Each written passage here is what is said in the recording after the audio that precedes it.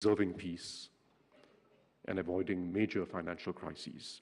And we have to shape strategic understanding between the major nations around those common interests and define multilateralism on that basis. The rules of the game will have to be updated to make sure that trade is fair, that there's no harmful competition. Supply chains are being diversified, not just because of COVID. It was happening before COVID, and COVID has accelerated it. But let's not retreat from an open, integrated global order, which has been hugely beneficial to all nations, including the largest nations. It will not assure us of peace. Economic interdependence does not assure us of peace, but it makes peace much more likely than a world of increasingly decoupled markets, data, payments, technologies. We must stay open and stay integrated.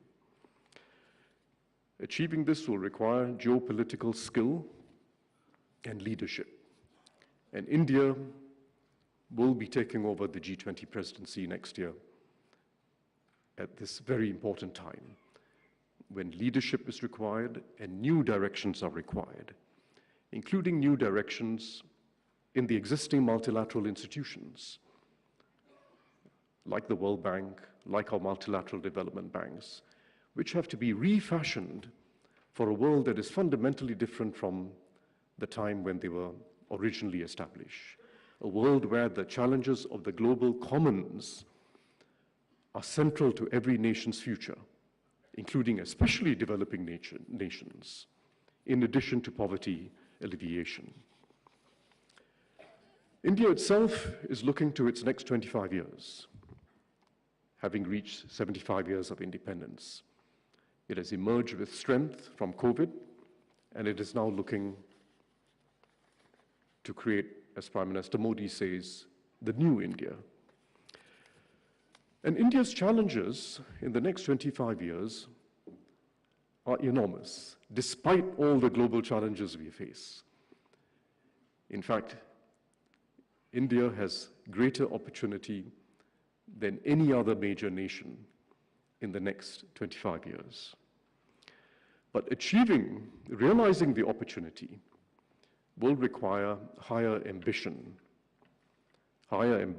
in growth, higher ambition in social inclusivity, and high ambition in developing a sustainable society and economy.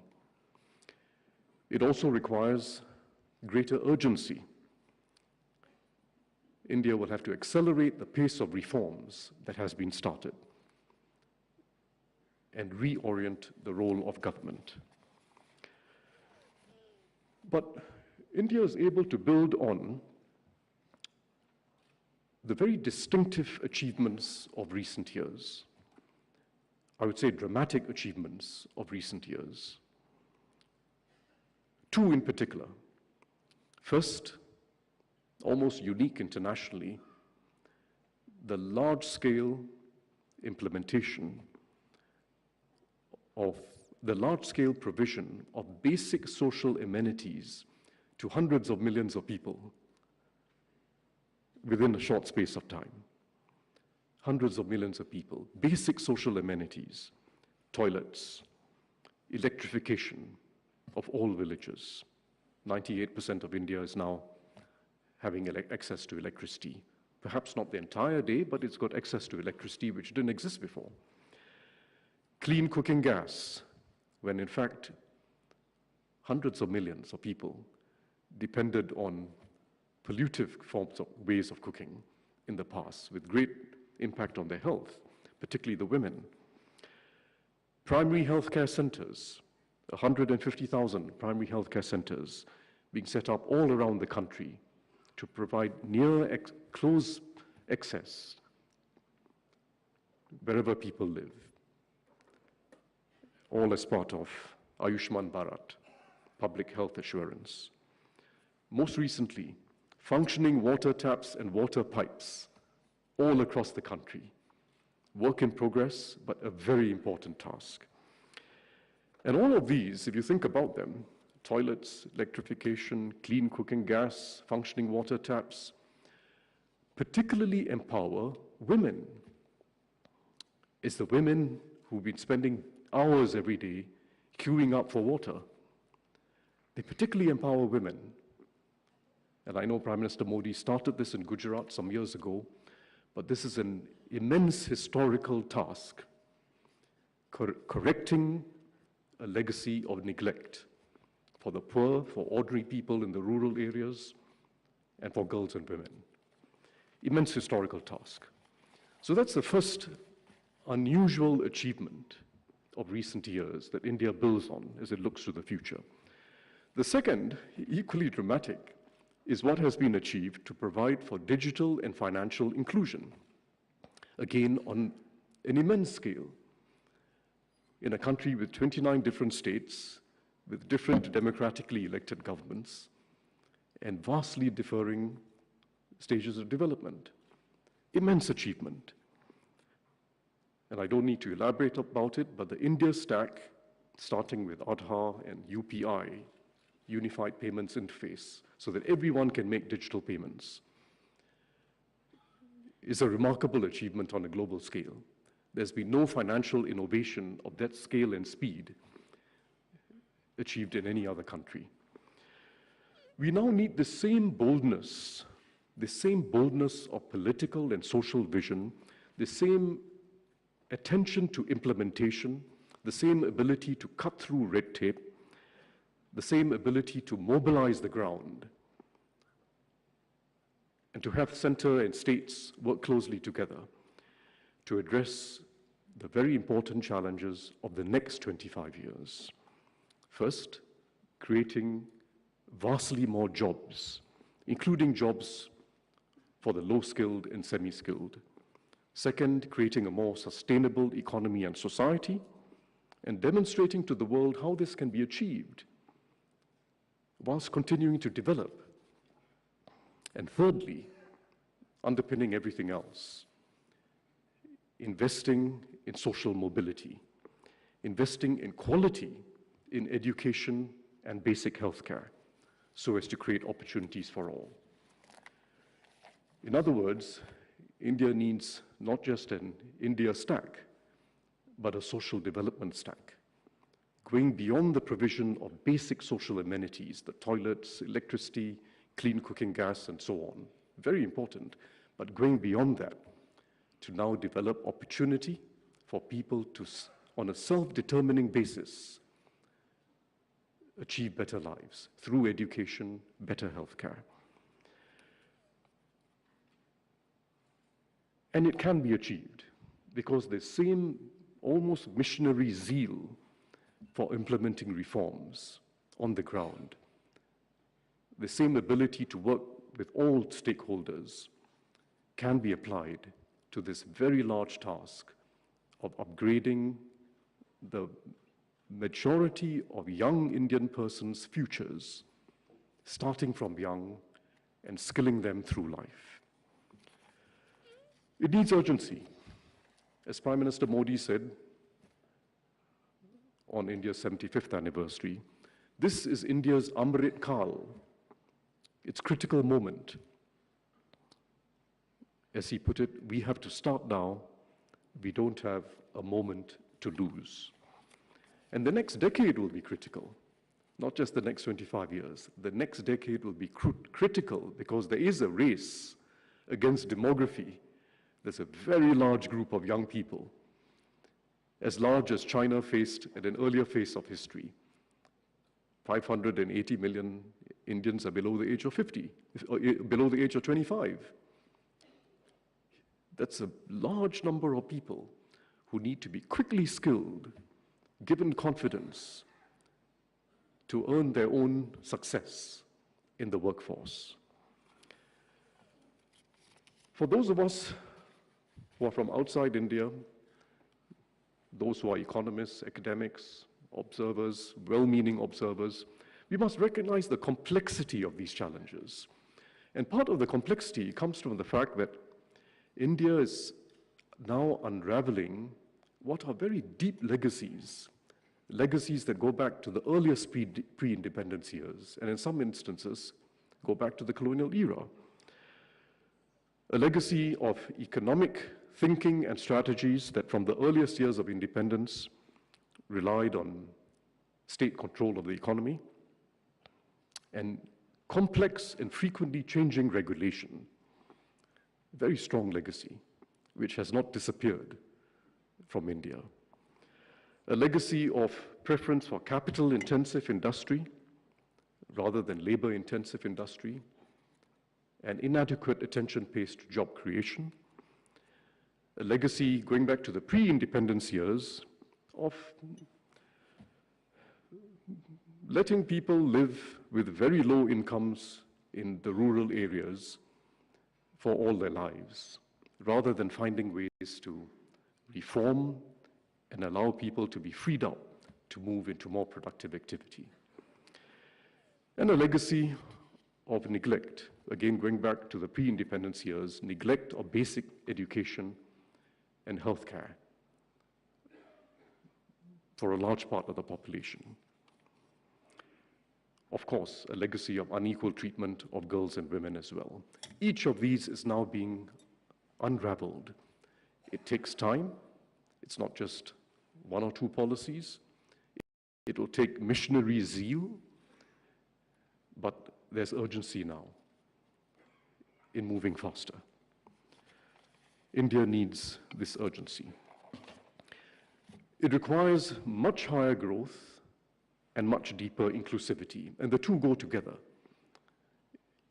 You cannot sustain high growth for 25 years, let alone 40 years, without much deeper inclusivity, and you cannot achieve inclusivity without higher growth.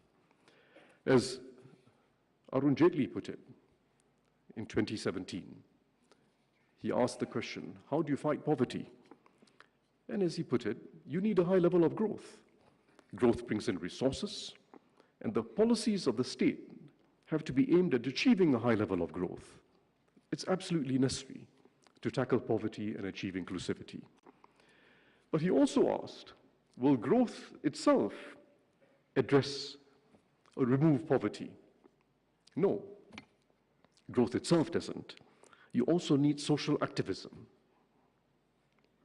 putting the poor at the forefront of thinking, of public consciousness, of policy, putting the poor at the forefront.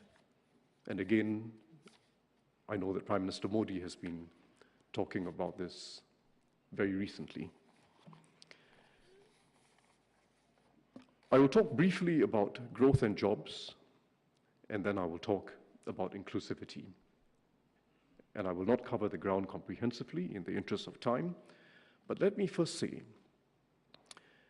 that India is not going to be able to achieve its economic or social ambitions in the next 25 years without substantially higher growth ambition. India must grow by at least 8 to 10% over the next 25 years, 8 to 10% a year. It is the only way in which it is going to be able to both lift average incomes and per capita income, as well as create many more jobs. To do both at the same time, to lift per capita income significantly, and to create many more jobs for a large young population, you need higher growth. And 8 to 10% is the minimum that has to be achieved in the next 25 years. We've seen in many developed economies, and even in China in the last 10 years, a situation where productivity is achieved at the expense of jobs. In fact, the employment rate in many developed countries has come down in the last 10 years. It has also come down in China. China has sustained high productivity growth, but the employment rate has come down. India does not have that luxury of choosing between productivity growth or job growth. You need the productivity growth because it's the only way in which incomes are going to grow, but you need a lot more job growth. And it can be achieved because that's what several East Asian economies did. In fact, for 40 years, growth of above 8% for 40 years, allowing for both productivity growth, to be healthy and strong, and very significant job growth. Job growth keeping pace with the growth in the working age population. It can be achieved in India. One of the reasons why it can be achieved is that there's wide disparity within India itself. There's tremendous divergence within India between the states that are doing well and the states that are lagging. And there must be ways of closing that divergence, achieving convergence within India. That itself will boost growth. Second, this huge opportunity to free up a large part of the population that is still stuck in low productivity activity in the rural sector. It's not as if people want to be stuck with low incomes. It requires major policy shift, major reform, and innovation in agriculture, and it can be achieved. Those are two very important reasons why we can aim for higher growth in India. And the soon-to-be implemented simplification of labor laws will also help greatly, because the labor laws effectively have been anti-job. They have kept a large part of the population in the informal sector and in very small firms, and India has been unable to achieve the scale economies required for both productivity growth and job growth to be higher. You can only achieve these ambitions with a strong focus on export-oriented manufacturing, a much stronger focus than there is today. And with a strong focus not just on jobs for the highly skilled, like those in the IT sector, but a strong focus on those who come in with low skills or come in with a moderate amount of skills. Because manufacturing has a way of taking in unskilled people and making them semi-skilled. And it's got a way of taking in semi-skilled people and making them more highly skilled over time. It has a ladder of skills. India has to use the opportunities in global markets to create many more jobs for the unskilled and the semi-skilled. And those opportunities are still plentiful. Don't believe those who say globalization is in retreat. It may no longer be expanding the way it used to be. You may not be getting that hyper pace of expansion, but the level of exports and imports today in goods of many forms is higher, much higher than it was 20 years ago. It may be stabilizing, but it's a huge market of opportunity for India. And it means being willing to specialize in what India is good at, going for an openness in trade and investment by local firms, investment by foreign direct investors. Openness really counts, because then you get the cheapest and best inputs, and you can be a competitive supplier to the world. It's what Germany does, for instance. A large manufacturing economy. They specialize. They specialize in components in which they have a dominating presence globally. They rely on inputs from the rest of the world, and they specialize in components which the rest of the world needs. It doesn't mean producing a whole product. It means specializing in critical components and having that pricing ability. India's success, already seen now in electronics, in vaccine manufacturing, shows the way forward. The PLI scheme, the Production-Linked Incentive Scheme, is working well, and it has to be expanded with a special focus on labor-intensive industries. This can work for India. India can achieve. It can achieve and can become a leading export manufacturing nation. Agriculture is critical. We have to create better jobs in agriculture. And we know what the reforms required are.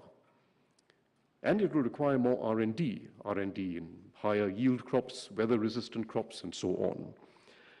But it's also very important in addressing the water crisis, because agriculture in India is taking a very large toll on water. 90% of all freshwater use in India is in agriculture.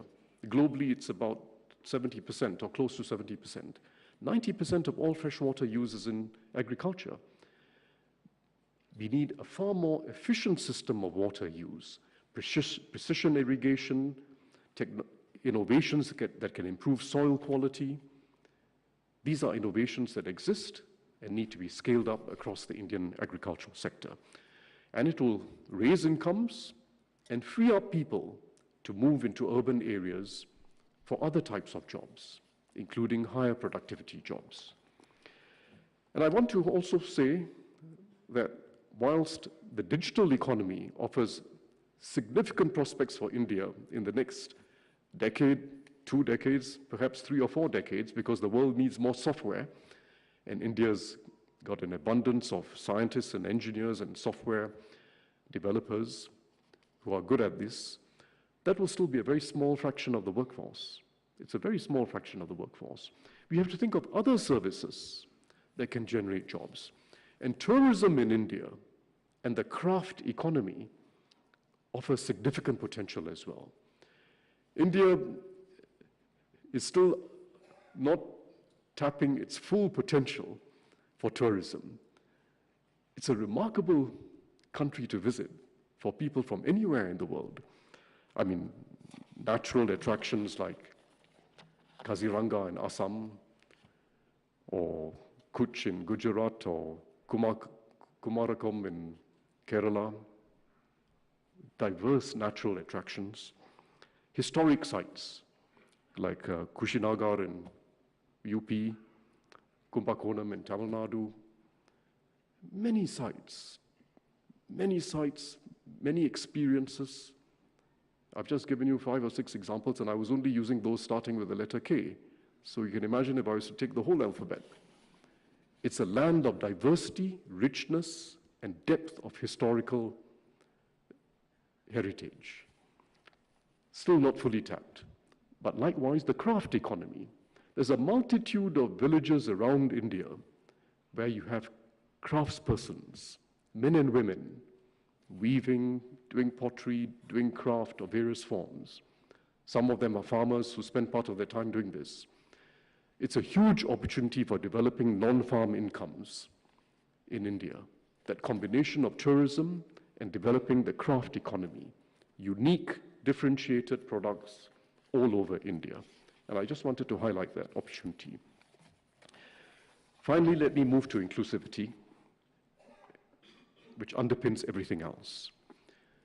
We must address the challenge of child stunting soon.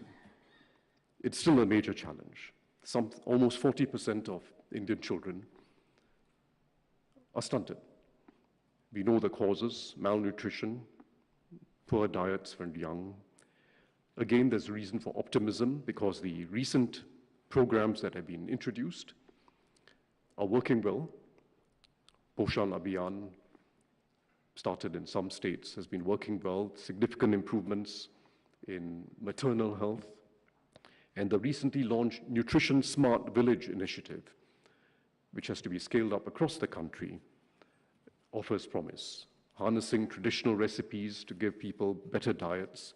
But it's such an important investment. There's no public investment with higher long-term return than eradicating childhood stunting. Next, education. The new economic policy has been launched. It's extremely important, and basically, if I were to summarize what has to be done, there have been improvements in school enrollment, girls and boys, but quality is a big issue. Learning outcomes are a big issue.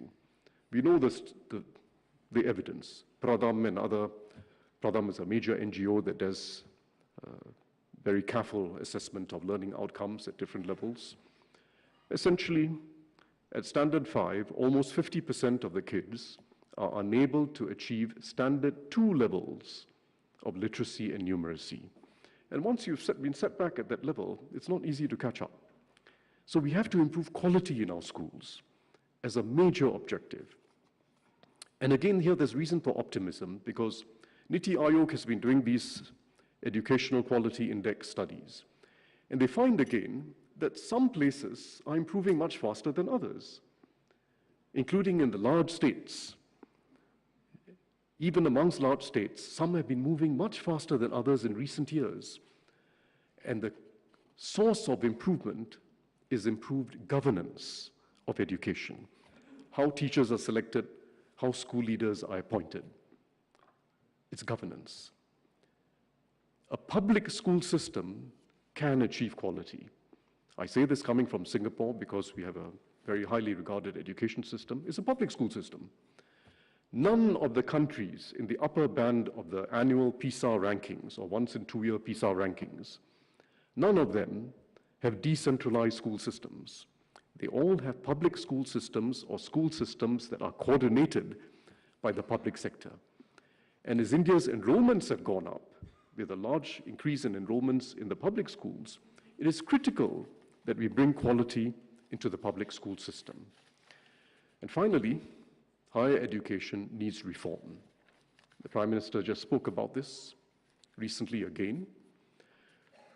Like many other countries in the world, and like China, in fact, India's higher education system has been overly academically oriented, and it just hasn't prepared the vast majority of graduates for the working world.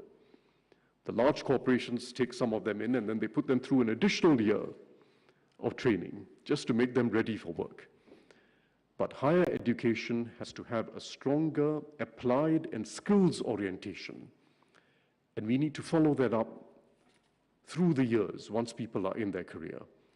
Skills centers and skills-oriented universities are critical. I just came from one in Assam because at the suggestion of the Prime Minister, Singapore has been collaborating with the Assam state government to set up a skills center. These are all doable directions. We can achieve it. Reform education, improve governance, focus on skills. Let me conclude by saying something of a broader nature. I was listening recently to an outstanding musical performance by 3 of India's most accomplished classical musicians, Zakir Hussain, Kala Ramnath, Jayanti Kumaresh, tabla, violin, veena. Traditions of both the North and South. The 3 of them came together.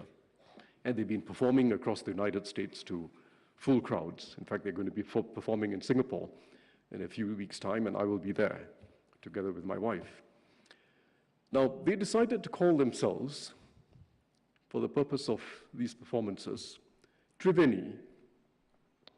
Triveni named after Triveni Sangam, the mythical confluence of rivers, Ganga, Yamuna, and Saraswati. So they call themselves Triveni. And I was just listening to them, and I realized this was an unusual confluence, because it was not just about their individual genius, and they are musical geniuses, each of them. Each of them are geniuses. But it was not just the individual genius. As you listen to a performance of that nature, it's all about improvisation, as you know. Each of them listening to the other, teasing them a little bit, prompting them, taking over, co-creating and co-empowering. That's what it's about. It's a collective genius. India has no lack of individual top talents. It may be overrepresented internationally. But what it has to develop is that collective capability, co-empowerment, co-creation, and having a high degree of trust amongst each other. And that has to be the challenge, co-empowerment and co-creation between the government and the private sector, together with NGOs, cooperatives, and people themselves, co-creation and co-empowerment between the center and the states, and the panchayats, both at the district and the village level, and co-empowerment amongst people themselves, across caste, across class, across faiths, across white and blue collar, across gender, girls and boys, mothers and fathers. Develop this collective capability for the next 25 years. That is India's promise. And if India succeeds, as I believe it will be not just uplifting 1/5 of the world's population, it will also be showing the way for many others. Thank you very much.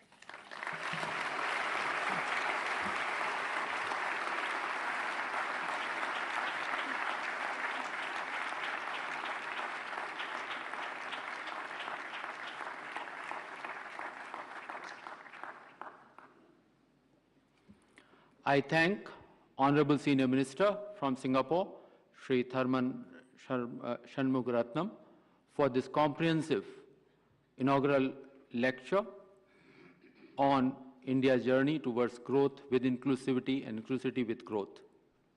अब मैं माननीय प्रधानमंत्री जी से अनुरोध करूंगा कि वो हम सबको संबोधित करें।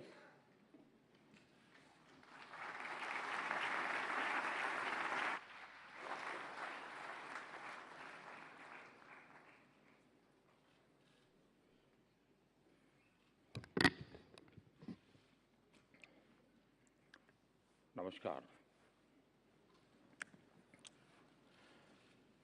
आज का दिन मेरे लिए अपूरणीय क्षति और असहनीय पीड़ा का दिन है। मेरे घनिष्ठ मित्र और जापान के पूर्व प्रधानमंत्री श्री शिंजो आबे अब हमारे बीच नहीं रहे हैं। आबा जी मेरे तो साथी थे ही, वो भारत के भी उतने ही विश्वसनीय दोस्त थे।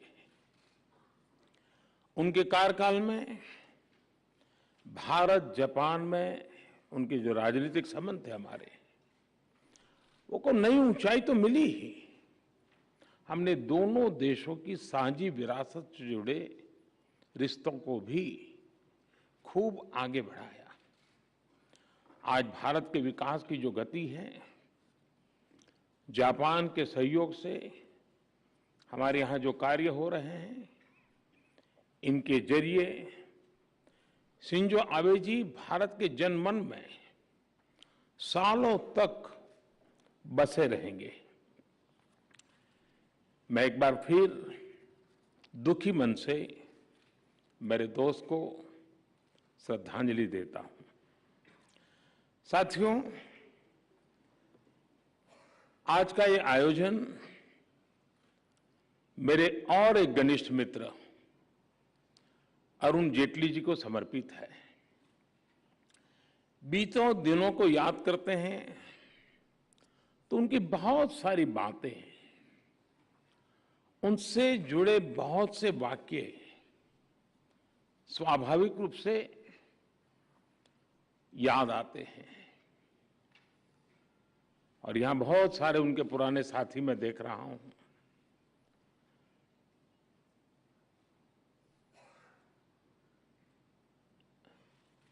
उनकी ऑरेटरी हम सब उसके कायल थे, और उनके वन लाइनर लंबे अरसे तक हवा में गूंजते रहते थे। उनका व्यक्तित्व विविधता से भरा था और उनका स्वभाव सर्वमित्र वाला था। यहां जितने भी लोग दिखते हैं, हर एक की अलग अलग दुनिया है, लेकिन सब अरुण के मित्र थे। ये अरुण के सर्वमित्र की विशेषता थी। और उनके व्यक्तित्व की इस खूबी को सभी आज भी याद करते हैं और हर कोई अरुण की कमी महसूस करता है। मैं अरुण जेटली जी को अपनी विनम्र श्रद्धांजलि देता हूं। साथियों, अरुण जी की स्मृति में इस लेक्चर का जो विषय रखा गया है, growth through inclusivity, inclusivity through growth, वो सरकार की डेवलपमेंट पॉलिसी का मूल मंत्र है। मैं थर्मन जी का विशेष रूप से आभारी हूं कि उन्होंने हमारे निमंत्रण को स्वीकार किया, और मैंने कई बार उनको सुना भी है, उनको मैं पढ़ता भी रहता हूं। उनकी बातों में, उनके अध्ययन में, वो सिर्फ भारत में ही बोलते हैं तब नहीं, दुनिया के अन्य देशों में भी जब जाते हैं तो काफी रिसर्च करते हैं। लोकल टच उनकी हर एकेडमिक थिंकिंग में, उनकी फिलॉसफी में बहुत सटीक तरीके से वो उसको नीट करते हैं। आज भी हम सब ने अनुभव किया बहुत ही अच्छे ढंग से उन्होंने वैश्विक परिस्थिति से लेकर के हमारे देश के बच्चों तक हमें ले आए। मैं उनका बहुत आभारी हूं, उन्होंने समय निकाला। साथियों, जिस विषय पे यहां चर्चा हो रही है, जिस विषय को लेकर के आज अरुण जेटली व्याख्यान माला का हमारा प्रारंभ हुआ है, अगर मैं इसी को सरल भाषा में कहूं तो एक प्रकार से ये थीम, मेरी सीधी सादी भाषा में मैं कहूंगा, सबका साथ सबका विकास। लेकिन इसके साथ ही इस लेक्चर की थीम आज के पॉलिसी मेकर्स के सामने आ रही चुनौतियां और दुविधाओं को भी कैप्चर करती है। मैं आप सभी से एक प्रश्न पूछना चाहता हूं, क्या बिना इंक्लूजन के सही ग्रोथ संभव है? आप अपने आप को पूछिए, क्या बिना ग्रोथ के इंक्लूजन के बारे में सोचा भी जा सकता है क्या? हेड ऑफ द गवर्नमेंट के तौर पर मुझे 20 साल से भी अधिक समय से काम करने का अवसर मिला है और मेरे अनुभवों का सार यही है कि बिना इंक्लूजन के रियल ग्रोथ संभव ही नहीं है और बिना ग्रोथ के इंक्लूजन का लक्ष्य भी पूरा नहीं किया जा सकता। और इसलिए हमने ग्रोथ थ्रू इंक्लूसिविटी का रास्ता अपनाया, सबके समावेश का प्रयास किया। बीते 8 वर्षों में भारत ने इंक्लूजन के लिए जिस स्पीड के साथ काम किया है, जिस स्केल पर काम किया है, वैसा उदाहरण आपको पूरी दुनिया में कभी भी नहीं मिलेगा। बीते 8 साल में भारत ने 9 करोड़ से ज्यादा महिलाओं को मुफ्त गैस कनेक्शन दिया है। 9 करोड़। ये संख्या south Africa, Australia, Singapore, New Zealand, इसकी सारी आबादी को भी जोड़ दें तो उससे भी ज्यादा होती है। यानी आप स्केल देखिए, बीते 8 साल में भारत ने 10 करोड़ से ज्यादा टॉयलेट्स बनाकर गरीबों को दिए हैं। थर्मन जी ने इसका बड़ा पैशन होकर के उल्लेख किया। यह संख्या साउथ कोरिया की कुल आबादी के 2 गुने से भी ज्यादा है। बीते 8 साल में भारत ने 45 करोड़ से ज्यादा जनधन बैंक अकाउंट खोले हैं। यह संख्या भी Japan, Germany, Britain, Italy, Mexico, इनकी टोटल पॉपुलेशन से भी करीब करीब उसके बराबर है। बीते 8 साल में भारत ने गरीबों को 3 करोड़ पक्के घर बनाकर दिए हैं। और मुझे याद है, एक बार आप ही के मंत्रिपरिषद के साथ ही ईश्वरन से मेरी बात हो रही थी, सिंगापुर के मिनिस्टर। जब मैं उनको ये स्केल बताता था हाउसिंग का, तो ईश्वरन ने मुझे कहा, तो आपको तो हर महीने एक नया सिंगापुर बनाना पड़ेगा। मैं आपको growth through inclusivity, inclusivity through growth का एक और उदाहरण देना चाहता हूं। भारत में कुछ साल पहले हमने आयुष्मान भारत योजना शुरू की थी, जिसका उल्लेख थर्मन जी ने किया, और आने वाले प्रमुख सेक्टर में उन्होंने हेल्थ सेक्टर की चर्चा भी की है। इस योजना की वजह से 50 करोड़ से ज्यादा गरीबों को अच्छे से अच्छे अस्पताल में और हिंदुस्तान में कहीं भी 5 लाख रुपए तक का मुफ्त इलाज मिलना सुनिश्चित हुआ है। 50 करोड़ लोगों को 5 लाख रुपए तक मुफ्त इलाज। बीते 4 साल में आयुष्मान भारत की वजह से देश के 3.5 करोड़ से ज्यादा लोगों ने अपना मुफ्त इलाज कराया है। हमने इस योजना में इंक्लूजन पर फोकस किया। गरीब से गरीब जो है, आखिर की पंक्ति में बैठा हुआ है, उसको भी आरोग्य के संबंध में आवश्यक अच्छी सुविधा मिले। और समय के साथ हमने देखा है, वो पहलू तो इंक्लूजन का है, लेकिन समय ने बताया है कि इससे ग्रोथ का रास्ता भी बनता चला गया। जो पहले एक्सक्लूडेड थे वो विकास की मुख्य धारा से जुड़े, तो डिमांड भी बढ़ी और ग्रोथ के लिए अपॉर्चुनिटी का भी विस्तार हुआ। जब भारत की 1/3 आबादी जो पहले बेहतर हेल्थ केयर की सुविधाओं से दूर थी, उसे इलाज की सुविधा मिली, तो इसका सीधा प्रभाव यह हुआ कि हेल्थ केयर कैपेसिटी को उसी हिसाब से खुद को मजबूत करना पड़ा। मैं आपको बताता हूं कि आयुष्मान भारत योजना ने कैसे पूरे हेल्थ केयर सेक्टर को ट्रांसफॉर्म कर दिया है। 2014 से पहले हमारे देश का औसत था, एवरेज 10 साल में करीब 50 मेडिकल कॉलेज बना करते थे। 10 साल में 50 मेडिकल कॉलेज, इतने बड़े देश में।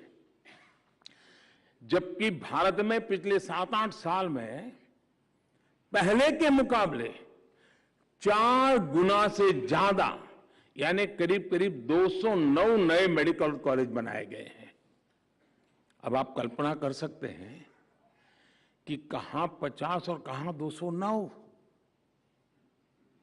और आने वाले अभी 10 साल का जब हिसाब लगाऊंगा तो ये मामला और आगे बढ़ने वाला है, वो 400 तक पहुंचने वाला है। बीते 7-8 साल में भारत में अंडर ग्रेजुएट मेडिकल सीट्स में 75% की बढ़ोतरी हुई है। भारत में अब एनुअल टोटल मेडिकल सीट्स की संख्या बढ़कर लगभग 2 गुना हो चुकी है। यानी अब देश को कहीं ज्यादा डॉक्टर मिल रहे हैं, देश में तेजी से आधुनिक मेडिकल इंफ्रास्ट्रक्चर निर्माण हो रहा है। इंक्लूसिवनेस के लिए लाई गई एक योजना का जमीन पर ग्रोथ की दृष्टि से भी इतना बड़ा प्रभाव हम बिल्कुल देख सकते हैं, हम उसको आंक सकते हैं। और मैं तो आपको ऐसी दर्जनों योजना गिना सकता हूं। भारत के डिजिटल इंडिया अभियान ने, जिसका उल्लेख भी थर्मन जी ने किया, लगभग 5 लाख कॉमन सर्विस सेंटर्स ने गांव में रहने वाले गरीब तक भी इंटरनेट की ताकत को पहुंचाया है। भारत के भीम यूपीआई ने करोड़ों गरीबों को डिजिटल पेमेंट की सुविधा से जोड़ा है। भारत की स्वनिधि योजना ने रेहड़ी पटरी वाले साथियों को बैंकिंग व्यवस्था से जुड़ने का अवसर दिया है। जो हमारे यहां नगर पालिका में, महानगर पालिका में जो रेहड़ी पटरी वाले होते हैं, जिनके साथ हमारा रोज का नाता होता है, बैंक मैनेजर होगा, उसके घर में रोज रेहड़ी पटरी वाला माल देता होगा, लेकिन उसको बैंक में जगह नहीं होगी। यह हाल था। आज हमने इसको जोड़ दिया है। उसी प्रकार से भारत ने एक बहुत बड़ा काम किया है। दुनिया उस पर काफी कुछ इन दिनों जो अर्थशास्त्री लोग हैं वो लिख भी रहे हैं, बड़ी बड़ी एजेंसियां उसका रेटिंग भी कर रहे हैं। भारत का एक इनिशिएटिव है एस्पिरेशनल डिस्ट्रिक्ट प्रोग्राम। देश के 100 से ज्यादा जिलों में रहने वाले करोड़ों साथियों को अपलिफ्ट कर रहा है।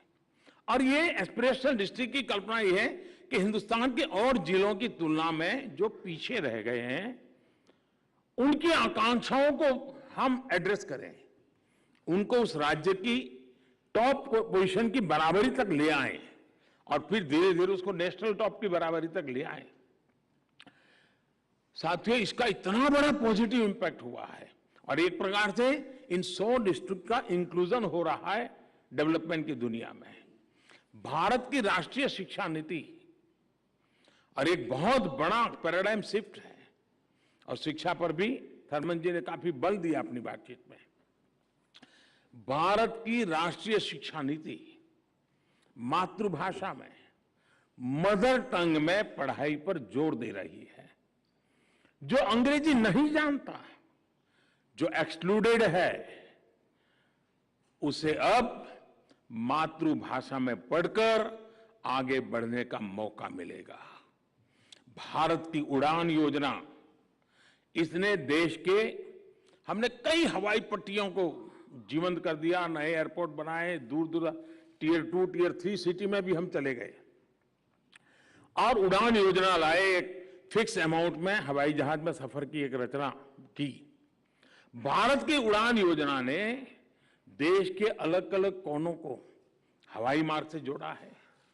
गरीब को भी हवाई जहाज में उड़ने का हौसला दिया है। और मैं कहता था, हवाई चप्पल पहनने वाला भी अब हवाई जहाज में बैठेगा। यानी इंक्लूजन भी हो रहा है, ग्रोथ भी हो रहा है। उसी का परिणाम है आज भारत के में एविएशन सेक्टर का ग्रोथ इतना हो रहा है, 1000 से ज्यादा नए एयरक्राफ्ट के ऑर्डर बुक हुए हैं भारत के लिए। इस देश में 1000 से ज्यादा नए एयरक्राफ्ट खरीदा, क्योंकि पैसेंजर वाला इंक्लूजन का जो हमारा अप्रोच रहा, उसी का परिणाम है। अभी थर्मन जी ने जिसकी बात की, जो मैं गुजरात में जिसको मैंने बहुत मुखरता से काम किया था, जल जीवन मिशन, देश के हर घर को पाइप वाटर सप्लाई से जोड़ रहा है, नल से जल। और उस सिर्फ वो पानी मिलता है नहीं, वो उसका समय बचाता है, कठिनाइयां बचाता है, हेल्दी कंडीशन के लिए वाटर की बहुत बड़ी भूमिका रहती है। उन सारे दृष्टि से ये मिशन बहुत बड़ा सामाजिक जीवन, और जिन्होंने बच्चों के न्यूट्रिशन का विषय किया, उसका संबंध पानी से भी है। शुद्ध पानी, पीने का शुद्ध पानी, ये भी न्यूट्रिशन के लिए, बच्चों के लिए बहुत महत्वपूर्ण विषय है। और हमारा नल से जल अभियान उस इश्यू को भी एड्रेस करने वाला का एक बड़ा महाअभियान का हिस्सा है। सिर्फ 3 साल में ही इस मिशन ने 6 करोड़ से ज्यादा घरों को पानी के कनेक्शन से जोड़ा है। भारत में मोटे तौर पर लगाया हिसाब तो 25-27 करोड़ घर है, उसमें से 6 करोड़ घरों को पानी पहुंचा दिया है जी। ये इंक्लूसिवनेस आज देश के सामान्य मानवी का जीवन आसान कर रही है, उसे आगे बढ़ने का हौसला दे रही है। और किसी भी देश के विकास में इसका कितना महत्व है, ये आप अर्थ जगत के लोग जो यहां बैठे हैं, वो भली भांति इस बात को जानते हैं। मैं आपको एक और उदाहरण देना चाहता हूं। आप भी जानते हैं, और ये तो मैंने देखा है कि यूएन में भी इसकी चर्चा होती है, एसडीजी में भी उसकी डेवलपमेंट गोल के अंदर इन मुद्दों पर चर्चा होती है। और वो कह रहा है, दुनिया में दशकों से अनेक देशों में प्रॉपर्टी राइट्स ये बहुत बड़ा इश्यू बना हुआ है। और जब प्रॉपर्टी राइट्स की बात करते हैं, तब समाज के जो आखिरी लोग होते हैं, वो सबसे ज्यादा वल्नरेबल होते हैं। उनके पास कोई दस्तावेज नहीं होता है, सबसे ज्यादा मुसीबतें उनको झेलनी पड़ती है। लेकिन आपको जानकर के खुशी होगी कि भारत ने इस दिशा में जिस तेजी से काम किया है, वो अभूतपूर्व है। और मैं मानता हूं दुनिया के एकेडमिशियंस, दुनिया के इकोनॉमिस्ट इस विषय को अध्ययन करेंगे और दुनिया के सामने इस विषय को प्रस्तुत करेंगे कि स्वामित्व योजना के माध्यम से देश के ग्रामीण क्षेत्र में घरों और इमारतों की मैपिंग का काम बड़े पैमाने पर चल रहा है। अभी तक भारत के 1.5 लाख गांवों में ये काम हम ड्रोन की मदद से करते हैं। ड्रोन से सर्वे होता है और टेक्नोलॉजी का भरपूर उपयोग होता है, और पूरा गांव वहां मौजूद रहता है जब ये सारी प्रोसेस होती है तब। और 1.5 लाख से अधिक कामों में ड्रोन से ये सर्वे पूरा गया जा चुका है। और 37,000 स्क्वायर किलोमीटर, आप कल्पना करिए, ड्रोन के माध्यम से 37,000 स्क्वायर किलोमीटर जमीन की मैपिंग का काम हो चुका है, मतलब उन घरों से जुड़ी हुई जमीन वाला। और 80 लाख से ज्यादा लोगों के लिए प्रॉपर्टी कार्ड बनाए जा चुके हैं और ये भी जो मालिक है उसकी सहमति से होता है, उसके साथ विचार विमर्श होता है, उसके अड़ोस पड़ोस के लोगों के साथ विचार विमर्श होता है। एक लंबी प्रक्रिया है और इसका मतलब ये हुआ कि इससे गांव के लोगों को बैंक लोन मिलना आसान हुआ है, उनकी जमीन अब कानूनी विवादों से भी बच रही है। साथियों, आज का भारत रिफॉर्म्स बाय कंपल्सन के बजाय रिफॉर्म्स बाय कन्विक्शन से आने वाले 25 साल का रोड मैप तैयार कर रहा है।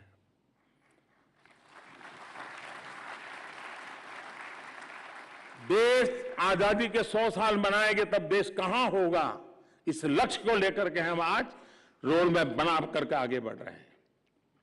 दशकों पहले देश ने ये देखा था कि जब कोई रिफॉर्म मजबूरी में होता है तो उसके इंस्टीट्यूशनलाइज होने की उम्मीद कम रहती है। जैसे ही मजबूरी खत्म होती है वैसे ही रिफॉर्म भी भुला दिया जाता है। रिफॉर्म जितने जरूरी होते हैं उतना ही जरूरी वो एनवायरनमेंट होता है, मोटिवेशन होता है। पहले भारत में बड़े रिफॉर्म तभी हुए जब पहले की सरकारों के पास कोई रास्ता ही नहीं बचा था। हम रिफॉर्म्स को नेसेसरी इविल के रूप में नहीं बल्कि एक विन विन चॉइस के रूप में मानते हैं, जिसमें राष्ट्रहित भी है, जनहित भी है। इसलिए बीते 8 सालों में हमने जो भी रिफॉर्म्स किए, उन्होंने नए रिफॉर्म्स के लिए रास्ते तैयार किए हैं। अरुण जी आज जहां भी होंगे वो संतुष्ट होंगे कि वो जिस मिशन में भागीदार रहे उसका लाभ आज देश को मिल रहा है। जीएसटी हो या आईबीसी, इनको लेकर सालों तक चर्चा हुई, आज इनकी सफलता हमारे सामने है। कंपनीज एक्ट को डीक्रिमिनलाइज करना हो, कॉरपोरेट टैक्सेस को कॉम्पिटिटिव बनाना हो, स्पेस, कोल माइनिंग और एटॉमिक सेक्टर्स में को खोलना हो, ऐसे अनेक रिफॉर्म आज 21वीं सदी के भारत की सच्चाई है। साथियों, हमारी policy making pulse of the people पर आधारित है। हम ज्यादा से ज्यादा लोगों को सुनते हैं, उनकी आवश्यकता, उनकी आकांक्षाओं को समझते हैं। इसलिए हमने पॉलिसी को पॉपुलिस्ट इंपल्सिस के दबाव में नहीं आने दिया। पीपल्स पल्स के अनुसार फैसले लेना और पॉपुलिज्म के सामने हथियार डाल देने में क्या फर्क होता है, ये कोविड काल में हिंदुस्तान ने देखा है, और देखा है नहीं, दुनिया को दिखाया है।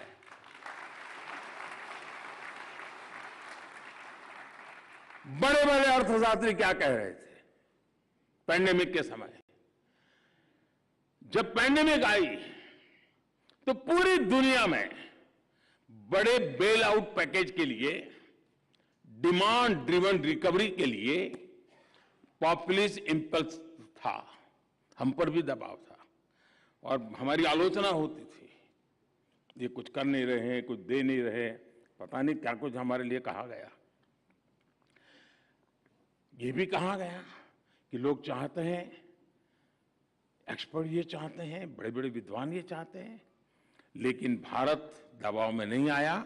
उसने एक अलग अप्रोच अपनाई और बहुत समझदारी के साथ, शांत मन से अपनाई। हमने पीपल फर्स्ट अप्रोच के साथ गरीब को सुरक्षा दी, महिलाओं, किसानों, एमएसएमई पर ध्यान दिया। हमने दुनिया से अलग इसलिए कर पाए क्योंकि हमें पीपल्स पल्स यानी जनता क्या चाहती है, उसकी क्या चिंता है, इसका एहसास है। इसलिए भारत की रिकवरी और बाकी दुनिया की रिकवरी में जो फर्क है वो हम साफ देख सकते हैं। साथियों, मैं अक्सर मैक्सिमम गवर्नमेंट, मिनिमम गवर्नमेंट और मैक्सिमम गवर्नेंस का आग्रह करता रहा हूं। हमारी सरकार ने ऐसे 1500 कानूनों को खत्म कर दिया है जो लोगों के जीवन में अनावश्यक रूप में दखल दे रहे थे। 1,500 कानून। और मुझे याद है 2013 में जब भारतीय जनता पार्टी ने मुझे पीएम कैंडिडेट बनाया था, 2014 में चुनाव होना था, तो यही दिल्ली में ही व्यापार जगत के लोगों ने मुझे कार्यक्रम के लिए बुलाया था और वो बड़ी थोड़ा गर्म मिजाज का वातावरण था। क्या करोगे, डिकना करोगे, फलाना करोगे, सब पूछ रहे थे। ये कानून बनाओगे, नहीं कानून बनाओगे, ऐसा बड़ा दबाव था। कैंडिडेट था चुनाव के दिनों में, हम भी तो जरा मैंने कहा देखिए आप कानून बनाना चाहते हैं, लेकिन मैं आपको एक वादा करता हूं, मैं हर दिन एक कानून खत्म करूंगा। नए बनाने की गारंटी नहीं देता हूं, खत्म करूंगा। और पहले 5 साल में 1,500 कानून खत्म करने का काम पूरा कर दिया साथियों, जो कानून जनता सामान्य पर बोझ बनते हैं।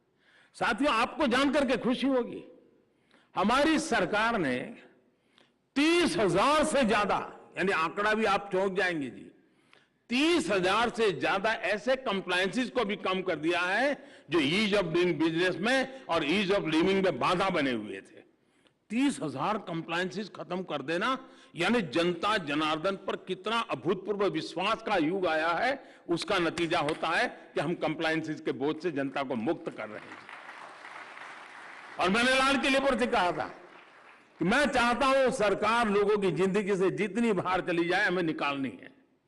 लोगों की जिंदगी में सरकार सरकार सरकार सरकार का प्रभाव कम से कम हो, लेकिन जिसको सरकार की जरूरत है उसको सरकार का अभाव न हो, ये दोनों विषय को लेकर के चलने का हमने प्रयास किया है। आज मुझे आपको ये बताते हुए संतोष है कि मिनिमम गवर्नमेंट की अप्रोच मैक्सिमम आउटपुट्स और मैक्सिमम आउटकम्स भी दे रही है। हम बहुत तेजी के साथ अपनी कैपेसिटी का विस्तार कर रहे हैं और इसके नतीजे आपके सामने हैं। कोविड वैक्सीन का ही उदाहरण ले, हमारे देश के प्राइवेट प्लेयर्स ने बहुत ही अच्छा काम किया है, लेकिन उनके पीछे पार्टनर इन प्रोग्रेस के रूप में सरकार पूरी ताकत के साथ खड़ी रही थी। वायरस आइसोलेशन से लेकर स्पीडी ट्रायल तक, फंडिंग से लेकर रैपिड रोल आउट तक जो कंपनियां वैक्सीन का निर्माण कर रही थी, उन्हें सरकार का भरपूर सहयोग मिला। एक और उदाहरण हमारे स्पेस इकोसिस्टम का है। आज भारत पूरी दुनिया में सबसे विश्वसनीय और अत्याधुनिक स्पेस सर्विस प्रोवाइडर में से एक है। इस क्षेत्र में भी हमारा प्राइवेट सेक्टर इकोसिस्टम बहुत ही बेहतरीन काम कर रहा है, लेकिन उनके पीछे भी पार्टनर इन प्रोग्रेस के रूप में सरकार की पूरी शक्ति है, जो उन्हें हर सुविधा और जानकारी उपलब्ध करने में मदद कर रही है। जब हम भारत के डिजिटल पेमेंट इकोसिस्टम का उदाहरण लेते हैं, तो हमारे यहां फिनटेक के साथ ही डिजिटल पेमेंट से जुड़े कई प्लेयर्स हैं, लेकिन यहां भी देखें तो इनके पीछे जेम ट्रिनिटी, रुपे, यूपीआई और सपोर्टिव पॉलिसीज का मजबूत आधार है। यहां मैंने केवल कुछ उदाहरण आपके सामने रखे हैं, लेकिन मैं इन्हें दुनिया के लिए एक रिसर्च का विषय मानता हूं। एकेडमिक वर्ल्ड को गहराई में जाने के लिए निमंत्रण देता हूं। दुनिया भर के इकोनॉमिस्ट को मैं निमंत्रित करता हूं। आइए उसकी बारीकियों को देखिए। इस विशाल देश, अनेक विविध आवश्यकताएं, उन सब के बावजूद भी हम किस प्रकार से आगे बढ़ रहे हैं। एक प्रकार से देखें तो अब सिर्फ प्राइवेट सेक्टर या सरकारी वर्चस्व वाले एक्सट्रीम मॉडल्स की बातें पुरानी हो चुकी हैं। अब समय है कि सरकार की प्राइवेट सेक्टर को पार्टनर इन प्रोग्रेस मानकर उन्हें प्रोत्साहित करें, और हम इसी दिशा में आगे बढ़ रहे हैं। साथियों, सबको साथ लेकर चलने, देश के पब्लिक और प्राइवेट दोनों सेक्टर्स पर भरोसा करने की यही स्पिरिट है जिसके कारण आज भारत में ग्रोथ के लिए अद्भुत उत्साह दिख रहा है। आज हमारा एक्सपोर्ट नए रिकॉर्ड बना रहा है। सर्विस सेक्टर भी तेजी से ग्रोथ की तरफ आगे बढ़ रहा है। पीएलआई स्कीम का असर मैन्युफैक्चरिंग सेक्टर पर दिखने लगा है। मोबाइल फोन सहित पूरे इलेक्ट्रॉनिक मैन्युफैक्चरिंग सेक्टर में कई गुना वृद्धि हुई है। आपको जानकर के आश्चर्य होगा, जब मैं इस कोरोना कालखंड में टॉय को लेकर के मैंने समिट की थी, खिलौने, तो कई लोगों को लगा होगा ये पीएम को कभी झाड़ू की बात करता है, स्वच्छता की बात करता है, टॉयलेट की बात, टॉय की बात कर रहा है। कईयों को, क्योंकि अब तक हम उन बड़ी बड़ी बातों में फंसे रहे हैं, तो मेरी बातें उनके गले बैठती नहीं थी। सिर्फ खिलौनों के ऊपर मैंने ध्यान दिया, खिलौने बनाने वालों पर ध्यान केंद्रित किया, टेक्नोलॉजी पर ध्यान दिया, इनोवेशन पर ध्यान दिया, फाइनेंशियल सेक्टर की तरफ ध्यान दिया। अभी तो 2 साल पूरे नहीं हुए हैं। मेरे देशवासी गर्व करेंगे कि टॉयज का इंपोर्ट इतने कम समय में इतना घट गया, वरना हमारे यहां हर घर में खिलौना विदेशी हुआ करता था जी। वो इतना इंपोर्ट कम हुआ है। इतना ही नहीं, भारत के खिलौने, भारत के टॉय पहले जितना इंपोर्ट होता था उससे ज्यादा आज एक्सपोर्ट होने लग गए हैं। यानी कितना बड़ा पोटेंशियल अनटैप था। जैसे आपने कहा टूरिज्म, सचमुच में मैं सहमत हूं आपसे। भारत के टूरिज्म की संभावना इतनी अपार है, लेकिन हम एक ही जगह पे अटक गए थे। हिंदुस्तान के पूर्ण रूप में विश्व के सामने ले जाने का हम पता नहीं, हमारी मानसिकता ही वो खो चुकी थी। और मैं तो विदेश के मेहमान जो भी आते हैं तो हिंदुस्तान के किसी न किसी स्थान पर ले जाने का आग्रह रखता हूं। क्या मेरे टूरिज्म को, इस बार हमने योगा का कार्यक्रम किया तो 75 आइकॉनिक स्थान पर किया, ताकि लोगों को पता चले कि टूरिज्म के ऐसे ऐसे डेस्टिनेशन है हमारे यहां। टूरिज्म की संभावनाएं, आपने सही फरमाया, पूरे विश्व के लिए एक बहुत बड़ा आकर्षण का केंद्र बन सकता है भारत। साथियों, हमारी डिजिटल इकोनॉमी भी तेजी से आगे बढ़ रही है। फिजिकल और डिजिटल इंफ्रास्ट्रक्चर पर रिकॉर्ड निवेश हो रहा है। यानी हमारे ग्रोथ इंजन से जुड़ा हर सेक्टर आज पूरी क्षमता से चल रहा है। साथियों, आजादी का यह अमृतकाल भारत के लिए अनगिनत नए अवसर लेकर आ रहा है। हमारा निश्चय पक्का है, हमारा इरादा अटल है।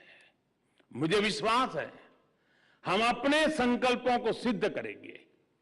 21वीं सदी में उस ऊंचाई को प्राप्त करेंगे जिसका भारत हकदार है। और जैसा थर्मन जी कुछ चैलेंजेस के लिए बता रहे थे, मैं मानता हूं चुनौतियां हैं, लेकिन अगर चुनौतियां हैं तो 130 करोड़ सॉल्यूशन भी है। ये मेरा विश्वास, और उन विश्वास को लेकर के चुनौतियों को ही चुनौती देकर के आगे बढ़ने का संकल्प लेकर के चल रहे हैं। और इसलिए हमें इंक्लूजन का रास्ता लिया है और उसी रास्ते से ग्रोथ को भी पाने का इरादा रखा है। एक बार फिर अरुण जी को याद करते हुए मैं अपनी वाणी को विराम देता हूं। थर्मन जी का विशेष रूप से धन्यवाद करता हूं। आप सबका भी हृदय से बहुत बहुत आभार व्यक्त करता हूं। धन्यवाद।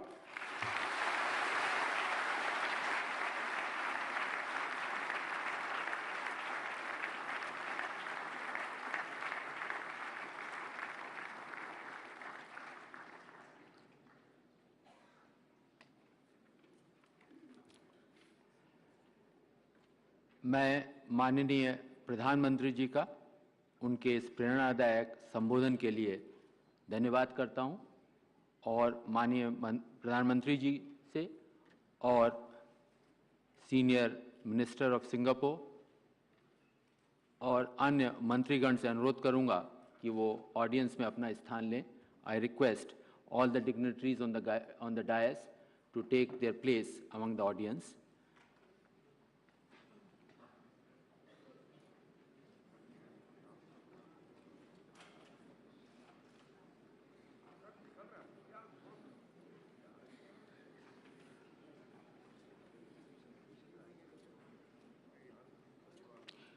with the context set by Senior Minister, Honorable Shri Shanmugaratnam, on the theme of today's lecture and an inspirational address by Honorable Prime Minister, now is the time for a brief discussion, and we have with us Shri N.K. Singh, Shri Arvind Panagaria, and Shri Matthias Cormann. I will request all three of them to take their seats on the dais. Shri N.K. Singh, as we are all aware, is a prominent Indian economist, former chairman of Finance Commission, and president of Institute of Economic Growth. Shri Arvind Panagaria is a prominent Indian-American economist, published author, and has served as the first vice chairman of Niti Aayog. Shri Matthias Cormann is a distinguished diplomat who currently serves as Secretary General of Organization for Economic Cooperation and Development. Over to the panelists to take us through the panel discussion.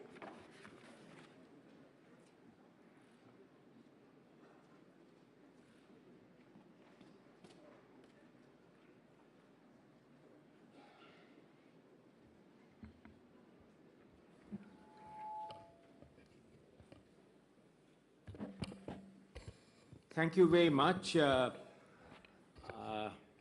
I'm indeed privileged and honored for this opportunity for moderating a brief panel discussion after the far-reaching address of the senior minister, embellished by the Prime Minister's visionary address. So, looking at what senior minister said, I'm first going to request the two distinguished panelists who have already been introduced to make their brief introductory remarks in the context of the broad theme outlined by the senior minister and in many ways given an Indian dimension. I request them to make their intervention brief so that we are also able to have a Q&A a little after that, and the time will be adequate. So first, can I request you, Matthias, and you have already been introduced, but may I just add that you were indeed one of the personal friends of Mr. Jaitley, and there was a common passion which you shared, the passion for cricket, coming as you do from Australia. So, Matthias. Thank you very much, NK. It's a pretty hard act to follow after Senior Minister Tharman and indeed after Prime Minister Modi. But look, it's a great privilege to be here. It's great to see Finance Minister Nirmala Sitharaman and of course Madam Jaitley and friends of family and friends of Arun.